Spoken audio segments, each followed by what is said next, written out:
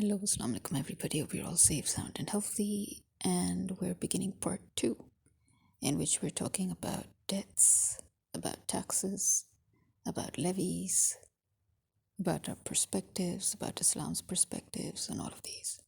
Now, first of all, let me readdress the debt issue, because I know that what I said, many people are probably already on their seats ready to argue. And although I've already said before, I'm not talking about it in that perspective. I know that if we go back to the worldly perspective, and if we go back to the people left behind, then it cannot be seen or may not be seen as a mercy, obviously, when a person dies, leaving very, very young children behind. Okay, spiritually speaking, it may be a good thing for him to have left this world at an early age, but it's not a good thing because he's left innocent kids behind. It's not a good thing for his wife. It's not a good thing for especially the kids, because that void, that cannot be filled forever. That missing piece in life, you have to live without it forever. Nothing can fulfill it. I know that. Sometimes you're very, very lucky and blessed to find somebody who can actually, by some miracle, fill that void. But we all know that it's never completely there yet. No. You have to be very lucky to have such a person who can help you with that. But otherwise, you have to live with it. So yeah, it may be a mercy on a spiritual plane, but then again, it's also not mercy. So it's like a sword, a double-edged sword. It cuts both ways. And now we're going to talk about zakat. As I said, originally zakat is essentially your tax. It is your annual tax. But as I said, the ulamas have now reached this conclusion that no, taxes are separate from zakat, which is understandable, by the way. It is understandable. But you must understand also the basic law of taxes pertaining to Islam. Taxes are to be paid on excess wealth. Zakat is to be paid on excess wealth. So when your government forces you to pay taxes that may or may not pertain to what actually should be paid or what actually should be given, then that is haram. The government forcing you to give them part of your money that you have worked hard to earn is haram, like it or not, okay? That is clear. Levies are haram. Yes. And the fact that Muslim countries like ours, like Pakistan, well, Pakistan, as I've always said, we need to remove the word Islamic from the whole name. Just call it Republic of Pakistan and be done with it, please, because there is nothing Islamic about this country, let's be fair. I'm surprised that they managed to follow the Islamic law on inheritance and gifting of properties, because that is the only place where you see that there is zero tax. But guess what? They found a loophole even there. And in the name of transfer, they have exceeded their limits. So, okay, you're not required to pay tax. Okay, the general, stamp paper, the necessary documents that you need for the registry and this and that, their nominal fee. Okay, but then what do you go and do? You go and smack a good 16% on transfer fee. Not only that, now, if you look at the Defense Housing Authority, they have put a massive 50% on gross. This is a gift deed. This is hiba. This is hiba.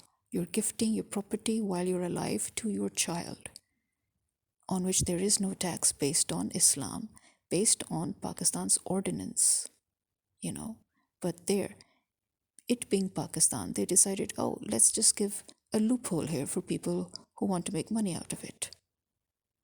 Because technically, if you read the ordinance, technically there is supposed to be no transfer fee either, by the way. But somehow they managed to acknowledge a transfer fee based on the value of the land and this and that. Fine, based on the value of the land. But don't start asking for phenomenal amounts. This person is gifting his property out of which he's already paying you taxes.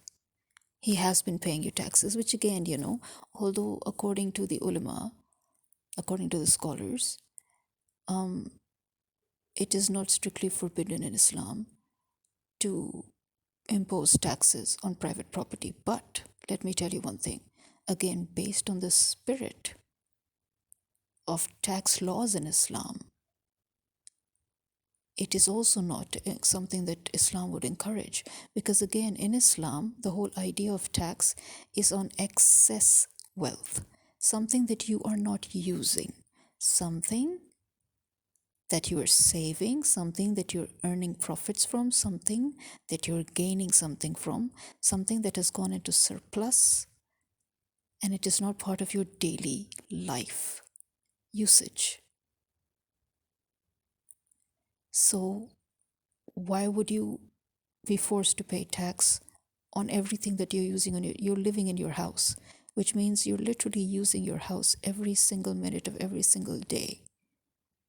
It's not excess. It's in use, it's in constant use. Your car is in constant use. Your TV is in constant use. Your telephones are in constant use.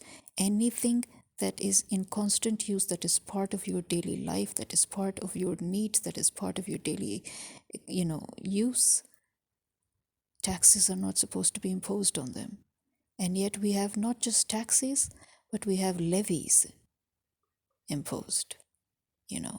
Look at utilities as well. Technically, utilities need to fall under that too. You're using light, you're using gas, you're using all these utilities. Fine, okay, the government is enabling you to use it. But again, who is enabling the government to enable you to use it? Your taxes. So why are they imposing more taxes upon those in the form of your bills? And then they're imposing taxes upon taxes. Then they're imposing hidden taxes, which is haram. And they're imposing levies, which is haram. So basically, the sum total of your taxes that you're paying your government is indeed haram. In that point of view, that is what, when certain ulamas say that, yeah, taxes are haram, this is what they're trying to explain to you. Hidden taxes, taxes over taxes, levies, these are haram. Okay? What is a legitimate tax? Legitimate tax basically follows all the 4 different taxes that were imposed during the Caliphate times and during the Prophet's time, which we still are supposed to follow. And in fact, when the Muslim countries, when their governments decided to raise the percentages of those taxes which were set, those percentages were set during the Prophet's time, during the Caliph's time. And when the modern day governments of modern day Muslim countries decided to increase those taxes, increase the percentages of those taxes, then the ulamas went against it, and very rightly so, because they could see that this can go way towards exploitation, which, as you can see today, we are being exploited. For example, tell me one thing. Fine, the Prophet set a certain sum of value, right? He set a certain sum of value of nisab for zakat, keeping in mind your nisab for zakat, upon which you pay 2.5% annual zakat tax, right, from your total excess wealth, right, your surplus wealth. And yet most of us in Pakistan are forced to pay zakat upon a nominal, and I'm calling it nominal because of a reason which I'm coming to, the nominal sum of, for example, 1,34,000 or just 1 lakh. Tell me one thing. You have 1 lakh in your bank account, savings account, but you have no job, right? You have no job, so you have no source of income. Your savings are there for an emergency. They're not there as surplus or excess wealth. They're literally all you have, in a way. You have 1 lakh in savings, and your government is saying, according to the nisab value, we have set 1,34,000 as your nisab upon which you're liable to pay tax. How? Why? You do realize what excess wealth means. You do realize what savings literally means. You do realize what surplus wealth means, what coming of profits mean, right? If plus you do realize the devaluation of cash. Your cash value has fallen to the ground, which means 1,34,000 is equivalent to 10,3400 in value. You need to realize that cash value. Your cash value has gone so down, but you're imposing tax upon that cash value that has no value. Because according to you, it falls under the nisab maintained on silver. So, but what if your whole sum total really is just that? Then what are you supposed to do? According to the government, you're still supposed to pay tax. They're still supposed to pay zakat. And this is why, knowing that the government has been illegally exploiting zakat and pocketing that, because again, you see, the whole problem here is you don't know where your zakat is going.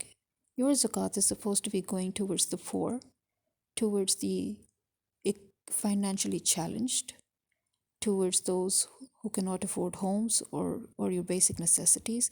The government is supposed to provide for them in a manner where they don't need to be provided for every single month or every single year. They should be stabilized enough so that next time they can provide for somebody else, right? Remember, that's the whole point of charity in Islam. So, zakat is charity and tax. Two in one, you can say. That's how it serves its purpose. It is used for benefits, for welfare, okay, of the socially challenged, economically challenged. Now, when you have no idea, in fact, when you have a pretty good idea that your government is misappropriating the zakat funds, keeping that in mind, the banks decided that, okay, they need to have some sort of a, a working here with their clients where they can create a sort of a zakat exemption form. Now, the thing is, first of all, why do we have to create such a form? Zakat is supposed to be in our hands. We're supposed to be able to give it, especially if we do not trust our government. Then there should be somewhere within our laws, within our rights. It is in our statutory right anyway that we get to choose how to give our zakat, who to give our zakat to.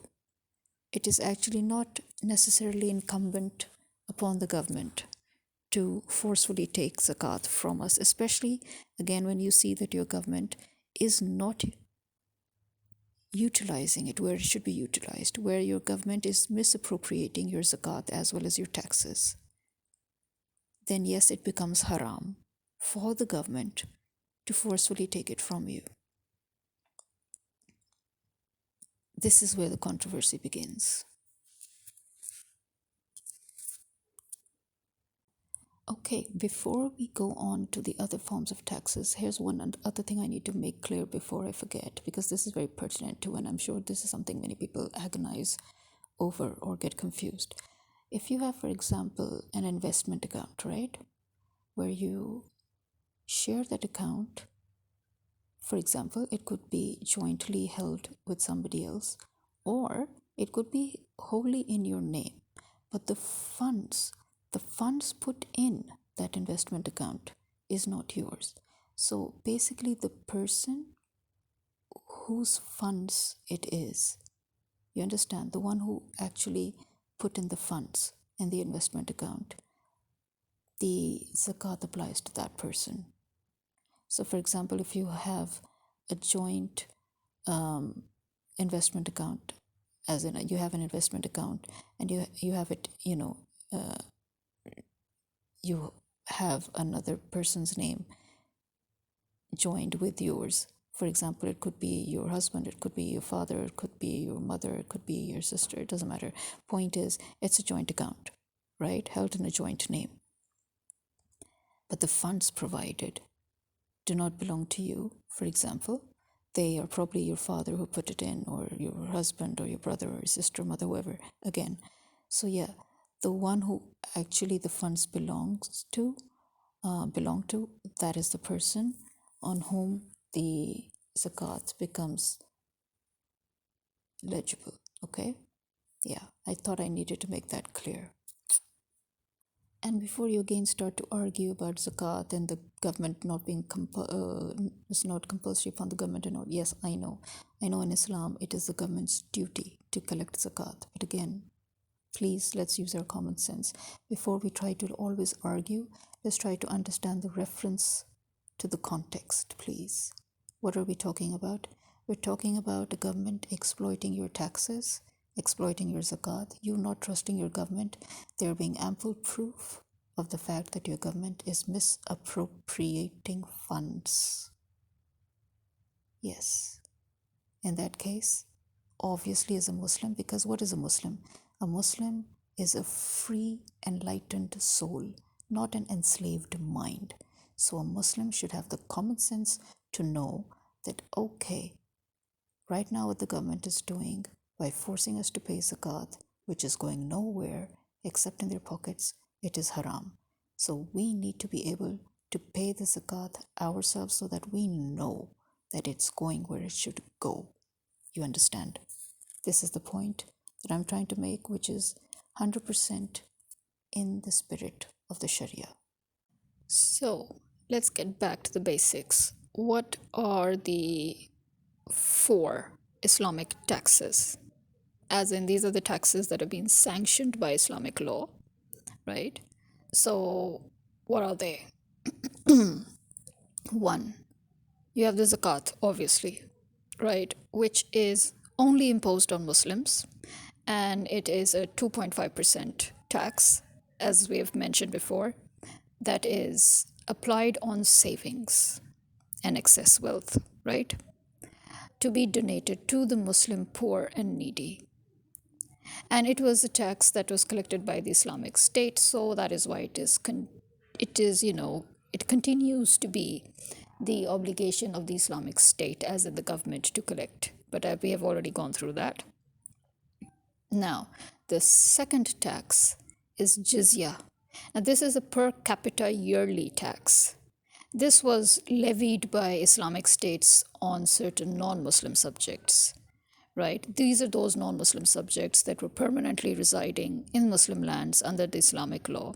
And as you know, this was actually began by the Prophet when he had, he wanted to give a safe haven to all the non-Muslims who were living in the land, and he did not want any sort of a skirmish, you can say, or any other sort of problems that could occur.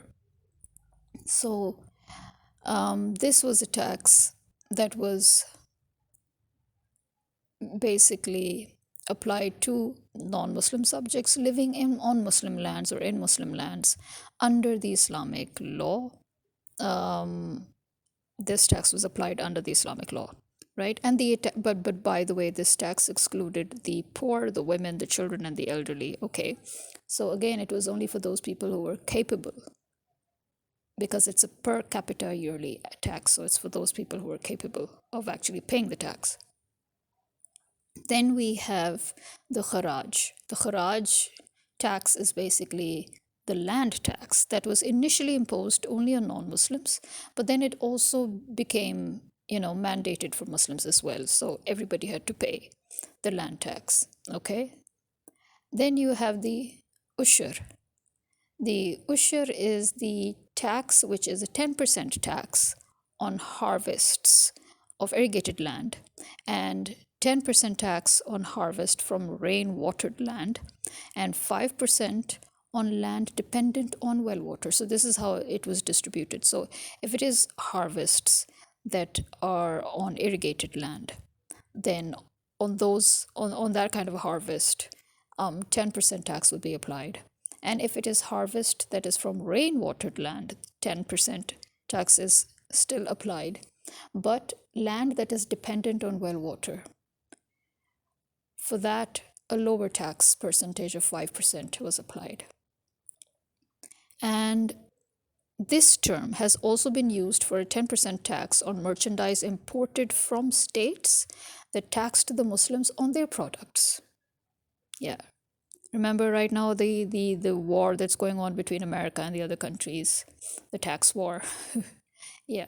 Well, obviously, if a country imposes taxes on your products, then you have the right to impose taxes on their products. It's obviously only fair. So this ushur was basically it was started. This form of tax was applied by Hazrat Umar. Okay, he was the one who first applied this tax and made it part of the law. And then you have khums. Now khums is it's a tax of 1/5, that is 20% of wealth acquired as spoils of war. So, according to most Muslim jurists, other specified types of income, like towards various designated beneficiaries, had to be it had to be designated towards various beneficiaries. Okay, I mean, how do we put it let's put it this way. This is basically spoils of war. Okay, so what does it refer to? Obviously, originally it referred to actual spoils of war, but it also refers to property and wealth that was looted by the Muslim army after battling with or raiding non-Muslims, right? It's obvious. But according to some Muslim jurists, as I said before, other specified types of income too fall into this category. Okay, so anything that can be put into this category of spoils of war, the khums tax applies to it. Okay, so these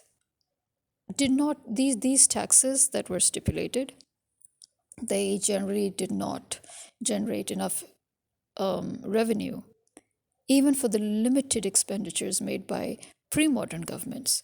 And this is why the rulers were forced to impose, allegedly, okay? Allegedly forced, because we know that nowadays it's not about force, it's all about manipulation and exploitation. But okay, in those times, maybe sincerely, they really were forced, out of helplessness and hopelessness to impose additional taxes.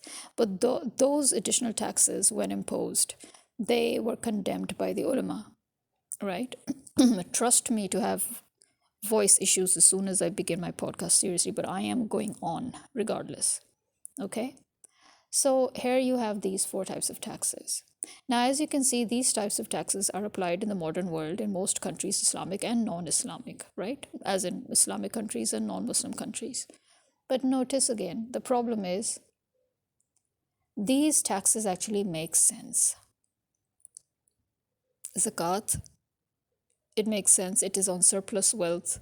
Jizya is again a yearly tax that was imposed on non-Muslim subjects. Okay, nowadays I think no Muslim country probably actually applies jizya like that, save maybe a few. I doubt though.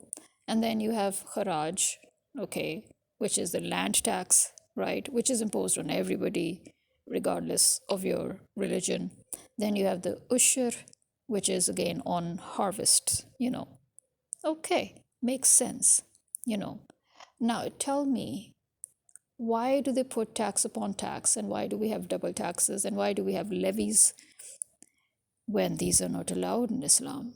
That is the main problem here. That's the main controversy here, isn't it? Another controversy, as I said, is on zakat, because you have one school of thought that says zakat applies only to, because it applies to savings, so it shouldn't apply to your everyday usage items of silver and gold, like your jewelry and your utensils and all. But then the other three schools of thought, they staunchly deny that that they do not deny. I think I would say they staunchly disagree with that, and they have one hadith that they take as their reference, and that is when the prophet came inside, and he saw Hazrat Aisha wearing some silver rings, and he said, "What are these?" And she said that, "I'm just wearing them as ornaments on my fingers." And he's like, "Did you pay uh zakat on them?" In other words, I'm sort of paraphrasing it here. So that is why the three schools of thought, they stand by this, that no, even silver and gold that is in regular use, including utensils, jewelry and utensils, they are, you know, I mean, zakat is applied on them too, or is imposed on them too. So there is that. But again, as I said, but okay, you have this one hadith, but you also have this hadith that clearly states, and this practice of the Prophet, and the caliphs, that have made it very clear that it is on savings, which means the saving has to be untouched for a whole year. It means it has to be excess wealth that you're not even reaching out for, right? And again, things that you use every day, things that are part of your everyday life, they do not count as taxable according to your Islamic law. So, this is where the controversy begins. Okay, one can even accept that gold and silver being precious metals, and you have precious stones. Yeah, according to the scholars, you add in precious stones too. So, okay, if you have precious stones and if you have precious metals of gold and silver, and manage to have that minimum amount, of nisab, you know, then, then I mean, then it applies to you. Okay, zakat applies to you. Fine. But when we're talking about everyday taxes that are nothing to do with zakat, we're not talking about zakat here, okay? We're not talking about zakat, we're not talking about jizya, we're not talking about the other taxes. We're talking about our governments imposing taxes on our everyday items, like food, which you consume, right? TV, as I mentioned before, which is always in use. Mobiles, which are literally always in use, you know. And then you have your houses that you live in. Although, yes, I know many scholars have said that actually it's not exactly forbidden. There's no actual mention of prohibition of taxing somebody for his private property. But again, there is no actual practice of that either in the past. But okay,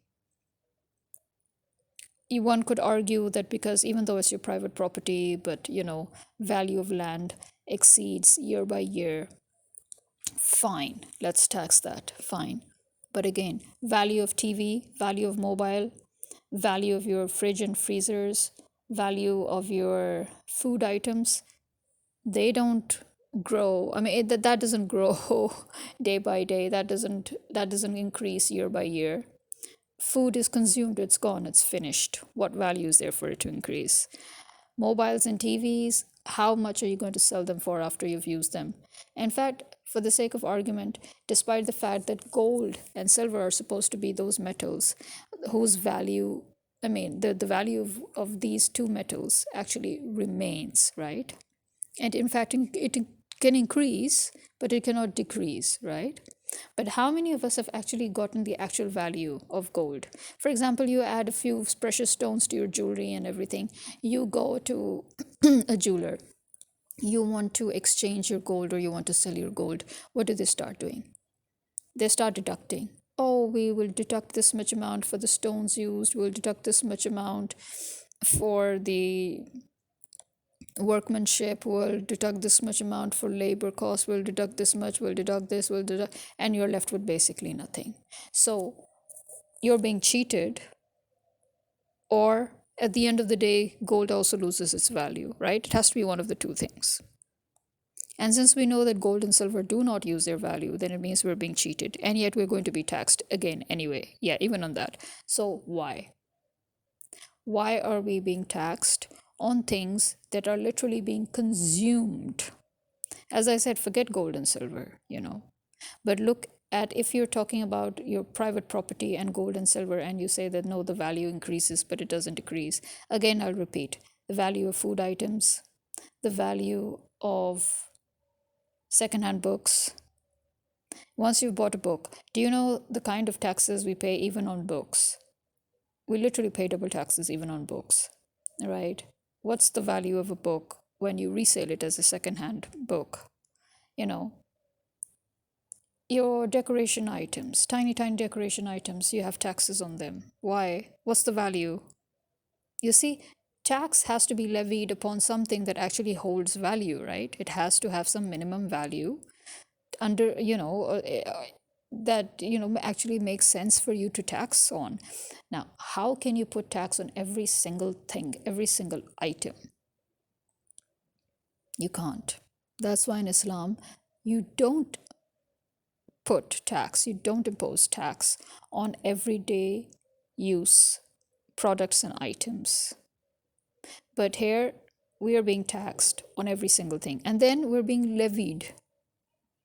We're not just being taxed, we're being levied. And levy is haram. So there you are.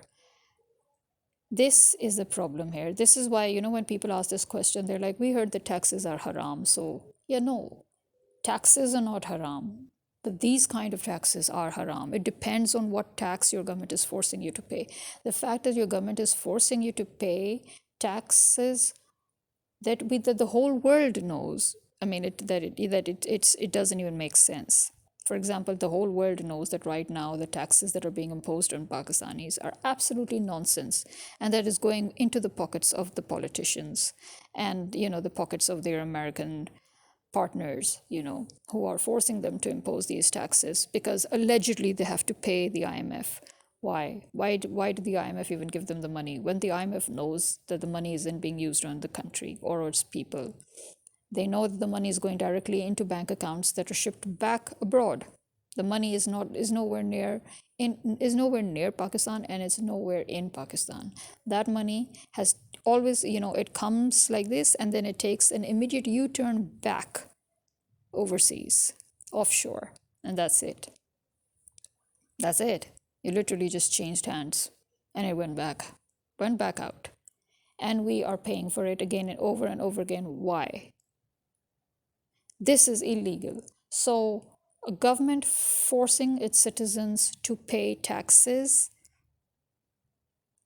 or a government forcing people to pay money out of their hard earned money, and something that they've actually earned with their blood and sweat. And the government is forcing that money out of them in the forms of levies, in the form of hidden taxes, in the form of additional taxes, in the form of miscellaneous, in the form of blah blah. That is all haram. And yes, the government is going to be punished for it, the state, anybody responsible for it, anybody who represents the state in the bureaucracy or in the government or whoever is behind responsible for imposing these taxes will be punished because it is haram. So it is basically as simple as that, okay? Zakat is a yearly tax, okay? And apart from that, have you noticed that we pay yearly withholding tax too? Actually, this is my problem. I feel that I know people are going, the modern scholars who are trying to look for ways to, look for a reason to acknowledge and accept it. They're going to say, no, actually, no, because, zakat is separate and the withholding tax is separate. But you know what? My common sense tells me, no, there is no real difference between zakat and withholding tax. You just named it withholding tax, but at the end of the day, you know, all you're doing in the name of withholding tax is increasing the percentage. Take it? You're increasing that percentage and then you're running away with it. And you know what? it's fine. It's because you see, at the end, withholding tax is income tax, and there is no tax on income in the Sharia law. And this is why I have a problem with it. You can call it anything you want. You can say, oh no, it is actually this, that it is that. No, at the end of the day, withholding tax is your income tax. And it gets deducted immediately. I mean, before you actually get your paycheck, the deduction's already made. And the reason why I have a problem with income tax is that even though your FBR, for example, the FBR in Pakistan, the Federal Board of Revenue, even though they claim that if you earn lesser than the certain amount that is supposed to be taxable, if you earn lesser than that amount, and the sum total throughout the year amounts to lesser than the minimum threshold, you're not supposed to be taxed. Not only that, they also specifically mention that teachers like visiting faculties and part-time teachers and all, like the contract teachers and all, they're not supposed to be taxed, again because their income doesn't meet the threshold. And yet every single school, every single institute, every single educational institute, they deduct those taxes before paying. Why? And this is Pakistan. You can't even claim your tax back. It's not, like other countries where, okay, if you do get taxed, perchance, you can just immediately submit a form and you'll get your money back, right? No, not here in Pakistan. Everybody at the end of the day will, just wash their hands away from it, and everybody's going to say, oh, we had the institute is going to say, no, we've given your tax. The FBR is going to say, we never got the tax. You're not even supposed to be taxed. So where do you go from there?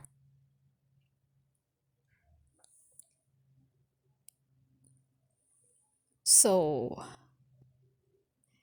withholding tax is basically the act of deduction or collection of tax at source.